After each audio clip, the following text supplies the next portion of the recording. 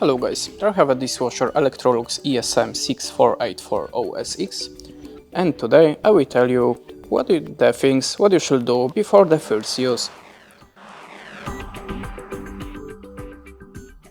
So in the first step, make sure that the current level of water softener agrees with the hardness of the water supply. If not, adjust the level of the water softener. Step 2. Fill the salt container. If you're doing it for the first time, add 1 liter of water. 3. Fill the rinse aid dispenser. 4. Open the water tap. 5. Start a program to remove any processing residuals that can still be inside the appliance. Do not use detergent or do not push the dishes in the basket, so start the program without any dishes.